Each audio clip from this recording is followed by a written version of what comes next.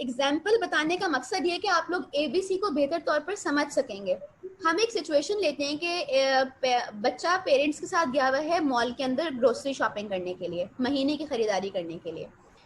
Parents के budget के अंदर एक कुछ लिमिटेड चीजें होती हैं। बच्चा क्या करता है, बच्चा अपने फादर से जिद करता है कि मुझे रेड कलर की गाड़ी खरीदनी है।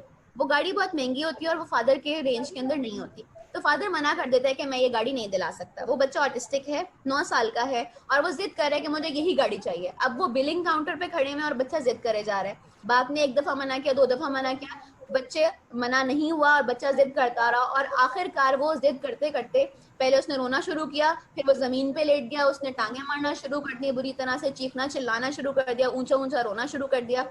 फादर ने क्या किया, जब ये सारी माजरा देखा तो फादर ने जाके वो गाड़ी बच्चे को दिला दी।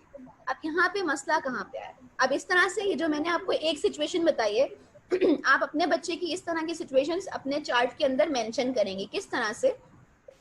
फॉर एग्जाम्पल, एंटीसीडेंट क्या था? एंटीसीडेंट जो ए कॉलम है वो क्या था? बच्चे ने रिक्वेस्ट की कि उसको टॉय चाहिए, उसको गाड़ी चाहिए रेड कलर की, ये उसकी रिक्वेस्ट थी। That was antecedent. रवैये से बिल्कुल पहले क्या हुआ? रवैया क्या था? बच्चे ने रोना शुरू कर दिया, जमीन पे लेट गया, धाड़े मारना शुरू कर दी, चीखा चिल्लाना शुरू कर दिया। कॉन्सिक्वेंस क्या हुआ? फादर ने बच्चे को गाड़ी दिला दी। फंक्शन ऑफ बिहेवियर क्या आया यहाँ पे?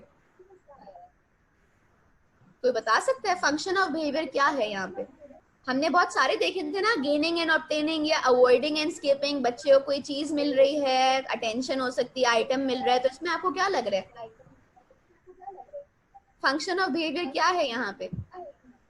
He is getting an item, उसको टेंजेबल आइटम मिल रहा है, उसके पसंद की चीज मिल रही है, गाड़ी, रेड कार जो है, that is the function of behaviour. He is getting something, तो वो फंक्शन ऑफ बिहेवियर में लिखेंगे आप। दौरानिया क्या था? 5 मिनट 10 मिनट बच्चा रोता रहा, आपने इंटेंसिटी लिख दी के 9 पे थी, एंड फ्रीक्वेंसी 1 टाइम, उसी वक्त उसने पूरे दिन के अंदर उस ग्रोसरी शॉप के अंदर किया।